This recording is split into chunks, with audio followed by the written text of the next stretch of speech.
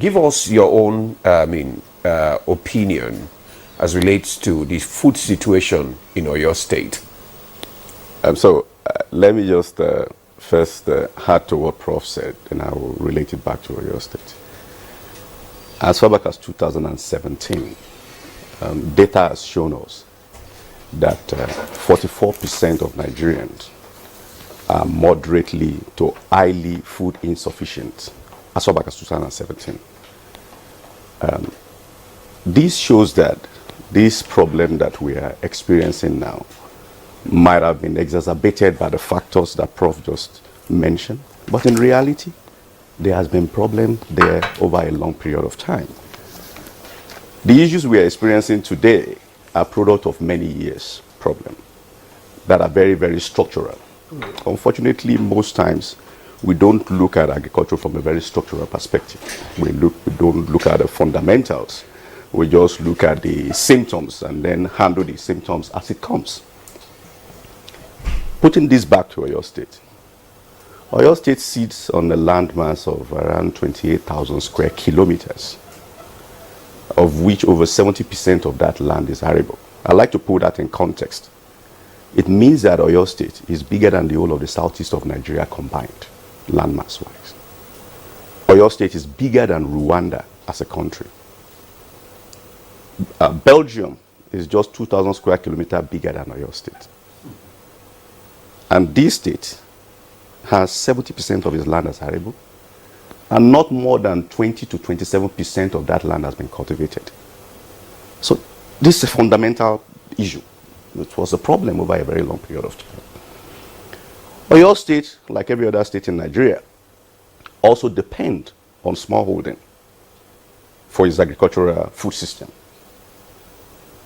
I made an analysis sometimes when I was talking with His Excellency in our strategy time, and said that if I need to plant 2 million hectares, which is a fraction of that 28,000 square kilometers,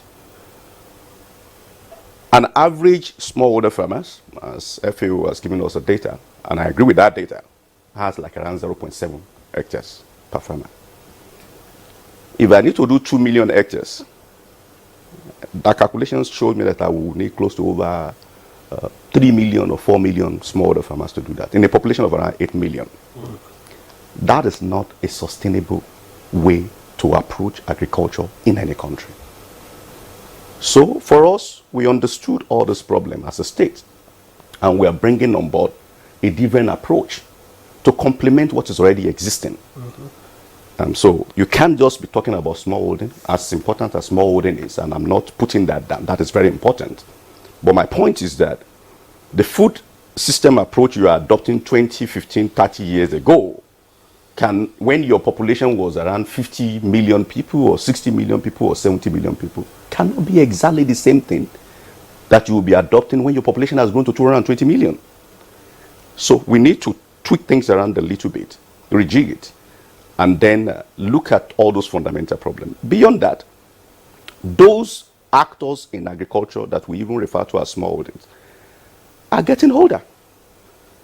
Majority of them are within the bracket of the age of 65 and above. So you don't expect rocket science when those are the actors that are dominating your agricultural space. Agriculture has become technology, agriculture has become innovation. I went to a particular location on my side visit to Netherlands at the invitation of the Minister of Agriculture of Netherlands. And I was quite intrigued by what I saw.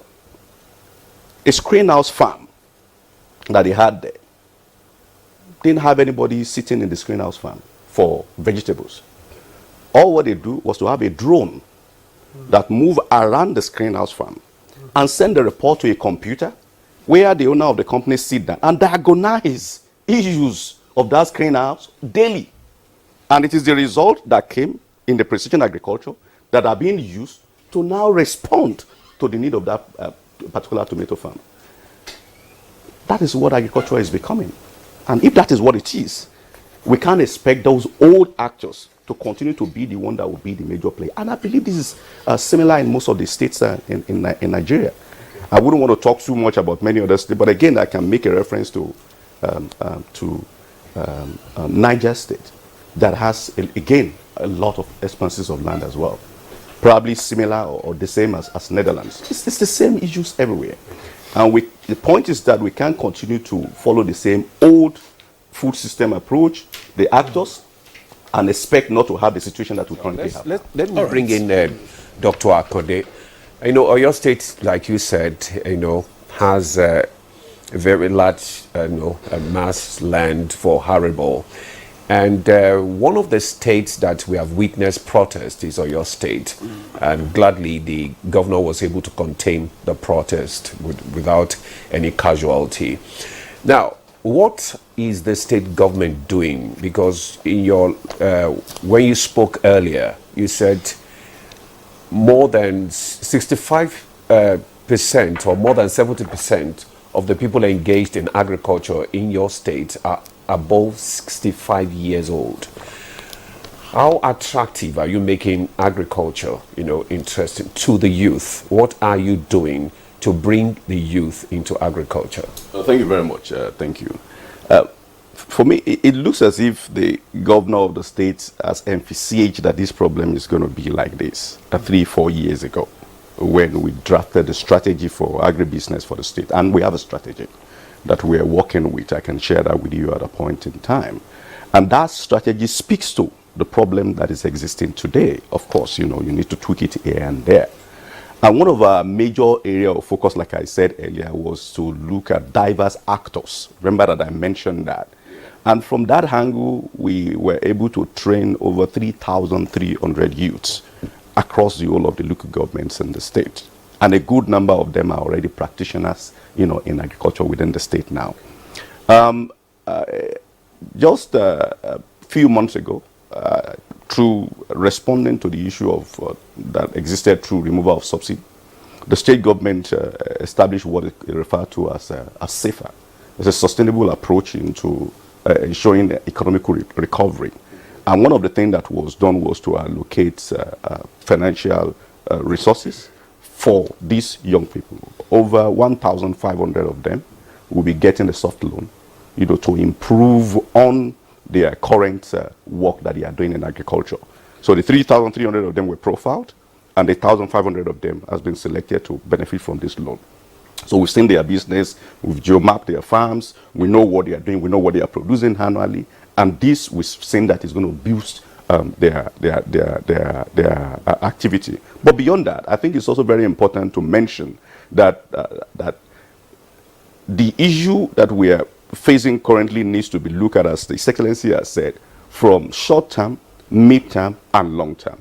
And for us in Oyo State, we have strategy for the short-term, we have for the mid-term, and we have for the long-term. Okay, you can let us so some of these. Because I saw, sorry to cut you, I saw a video of the efforts of the Oyo State governor, government right now, trying to encourage even foreign participation in the state. So that is one, and it's quite interesting that the video went viral, because what you saw is one of the 10 companies that are within the hub. So what we have started doing, like I said, part of our strategy, and this is not now. If you see the hub, we started building the hub close to around 3 years ago. Okay. And it's now over close to 90% completed, and it has private sector practitioners within it. What we've decided is that every region of the state, for us to expand in it, we need to do what we call one region, one hub. Okay? So in each region of the state, and we have around 6 or 7 of them now, we are building what is called agribusiness industrial hubs in each location. And this agribusiness industrial hub, we are using the state fund to stimulate private sector interest in agribusiness. So, for example, the one we have at Fashola Agribusiness Industrial Estate or Hub now, we have close to around 9-10 companies within it that are focusing on a particular area that area was developed for, which is livestock and cassava production.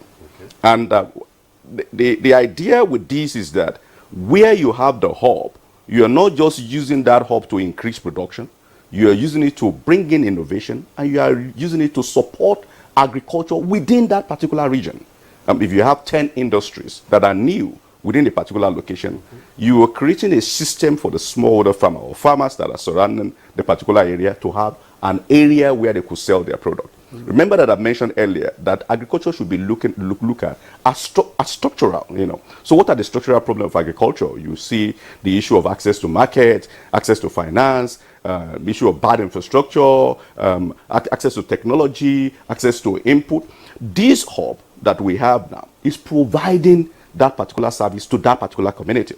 Okay. And the agreement with the state is that wherever we have that hub, the rural infrastructure around that particular area will be developed. So if you x-ray Oyo State very well in the past 4 or 5 years, the road construction that has been taking place, over 67% of those roads were in the rural areas. Over 67%, and it is targeted. It is deliberate. It is not something that we're just doing. And we now have another intervention fund for 1,200 kilometers of road, meaning that the road that the state has done, around those rural areas, then you have an intersection into the feeder roads that moves into the farm.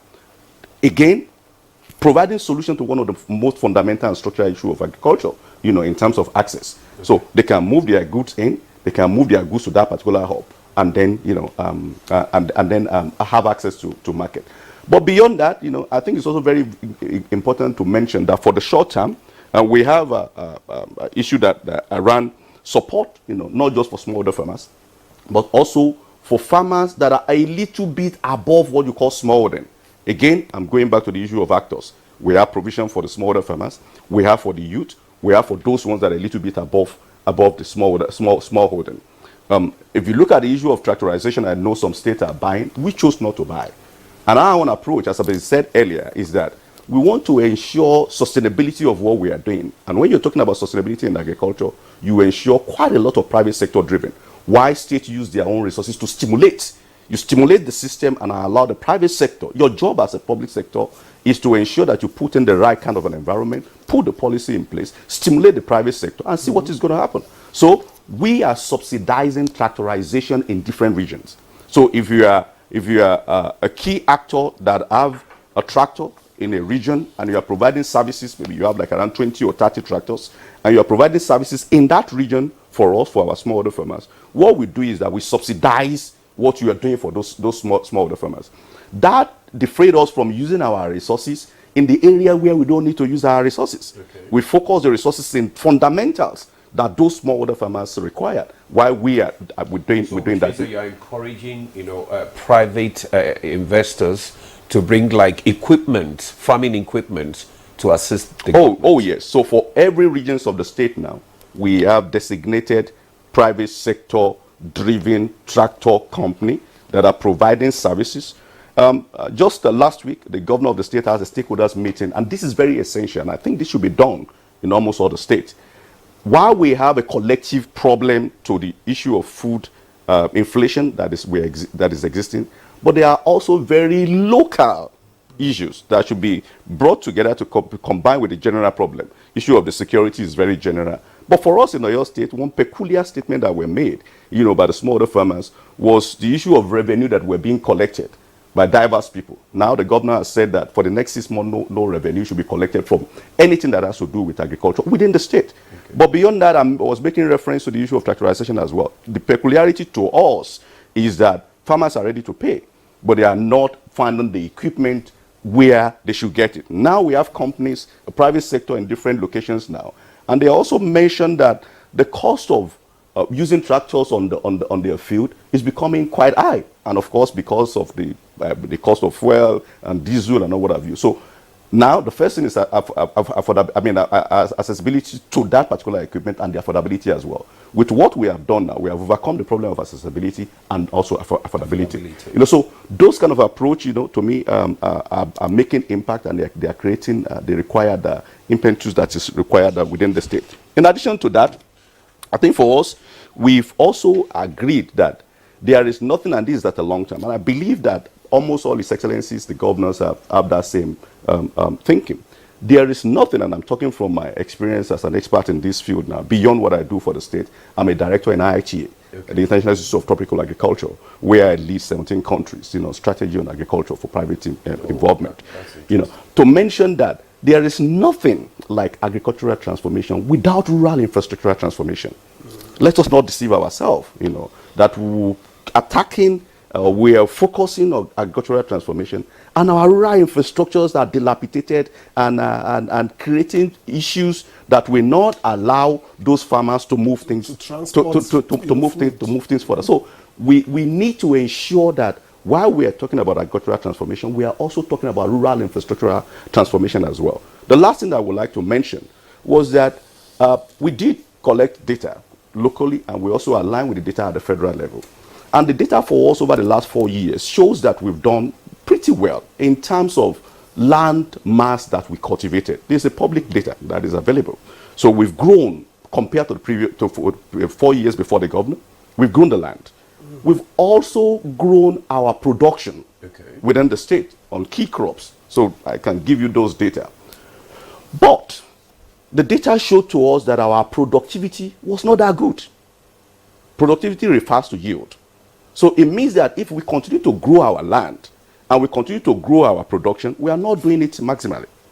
So what we did in last year was to now say we need to focus on areas that we ensure that we grow our productivity while we continue to do what we are doing, that is allowing us to grow our land and to also grow our production. And the critical thing for productivity is the seed system, the fertilizer that you use, extension services, and how impact of the climate change. So now for us, we're developing what we call the seed farm within the state. And this is going to be replicated in all the region. Seed farms. Seed farms. If you continue to use old materials, to produce crops within a country or region, you will continue to get exactly the same results. For example, if I use cassava as an example, the material that are being used generally in Oyo State until now, those materials were probably 10, 15 years ago materials. What that would mean is that your yield will be going lower every single year. So you may not be getting more than 6 tons per hectare or 7 tons per hectare, while you have early generation seed materials that you can be using that will give you 15 tons or 17 tons per hectare. Now we have that in the state, working with research institutes. And what we will do is to do multiplication through our grower systems. And then farmers can have that materials to plant. It is not just about increasing land, but what methodology you adopt on that similar land. The second thing to that in terms of productivity is that we did analysis of fertilizers that are available for us within the state. And this is probably what has been taking place for a longer time. And I can show you the data of those analyses, when we finish. A fertilizer that's supposed to be 15, 15, 15, you will realize that the composition of that fertilizer is around 1201, 1020. By the time you combine, fertilizers that have wrong formulation to people that are using grain rather than seed, and then you have bad agronomical practices and climate change not giving you a favorable relationship, what you find is that your productivity becomes terribly poor. And if this is happening across the whole of the country, then we don't expect miracle. So seed system, productivity, fertilizer utilization within the state, agronomical practices, extension services need to be looked into thoroughly, and see how that can be of a great support for us at the state level. We are doing that in Oyo State. We're looking into that. And that, we believe, is going to further support our production that is on increase and that we need to keep on increasing. But finally, I think we also need to remember that we have been supporting and encouraging private sector investment in our state, especially at the processing line, which means that there is tendency, for this industry to start competing with materials that are meant for food consumption. For example, we have one of the largest or the only sorbitol factory in the whole of sub-Saharan Africa that is using cassava for sorbitol in Oyo State. If this company continue to expand, and use cassava material for sorbitol, if we don't increase our production, then you are competing with material that is being used for food production. So we already have those data and we are expanding massively. And again, you can't be talking about agricultural industrialization and you are just relying when those industries are competing with material that you need to use for food consumption, and you are just relying on a small holding system alone, to feed those industry and human beings. You engage much more in ensuring that a little bit higher than smallholder farmers, and commercial farmers are encouraged to complement what smallholder farmers are doing. That is some of the things that you are seeing in those particular hubs. In last year alone, one particular company, just a company in the hub, cultivated 220 hectares of maize. You saw it in that video. When we went there, we were using drone to look at that particular maize farm. What the governor told me that they will give me 20 of these in my state, and then I can complement what smallholder farmers are doing. If I have 20 of that, one person doing 220 hectares, I'm talking about over 2,000 hectares of land for just 10. So we need to start encouraging those kind of farmers and look at what are the incentives that are also necessary to support them and complement what smallholder farmers are doing. Okay. All right, Dr. Debo Akande, thank you very much. It's interesting to see, to learn about what the governor for your state is doing, and I do hope that it's the kind of thing that can be replicated across the country. Dr. Akande, I just want to ask, what would you suggest that the state government should do now in the interim to avoid further escalation in food prices? You besides the fact that you are advisor to the governor, you're also a director in IITA. So what would be your advice? For me, I think we should, while we are looking at the solution for the short term, we should not forget to start building strategy for the mid and long term as well. Or else we'll still find ourselves in the same situation in the next 6 months. And that's not what we want. So, yes, we are providing responses to this emergency, but then we should now be developing strategy. Strategy matters for our midterm and for our short term. And I think almost all the states at this particular point in time need to convene a stakeholders meeting, no matter how small it is, and hear from the people, market women, the farmers, the in-between, what are the solution that they think could be, which has been done in Oyo State just a couple of weeks ago, and it has given us insight to some of the things that we even experts were not thinking were major issues, that should be addressed, on this issue of food insecurity. You met with... Oh yes, with the Excellency, myself and the Commissioner of Agriculture, we met with over 250 representatives from every local government in the state, and they were randomly selected. Not just what we have a biometric data of farmers in the state. I was told to select these farmers. I subjected it to the NYC that were working with me, pick randomly. And the random, because we want the truth. We want them to tell us exactly, not the one that have been designed, around. This is not the time to play politics. It is about food. It's an emergency. And people are genuinely very hungry. So we need to do that at the state level to ensure that we convene that at every state, And in addition to that, I will buttress that point strongly, that we need to put our money where our mouth is, okay? To ensure that whether it is an emergency fund, we call it, whether it's to increase the budget, the country that has been doing exceptionally well on agriculture in Africa today, one of it is Ethiopia. And Ethiopia is one of the few countries that has actually moved up to that Malabo declaration. So I'm not surprised, They have even gotten to the point where they are exporting wheat now, from a country that doesn't have any capacity in producing wheat some years ago. So we need to put our money where our mouth is. And I agree with His Excellency that while we are doing that, we need to ensure that we bring quite a lot of private sector into this space. We should stop, doing what we are not, meant to be doing. Government is not meant to be farming, and yours is to create the enabling environment. Yours is to subsidize where it is necessary. Yours is to provide the right kind of a policy and see what the private sector will be doing. We've seen it in Oyo State. We started seeing private sector thronging in now. We have 3 locations now for these agribusiness industrial hubs.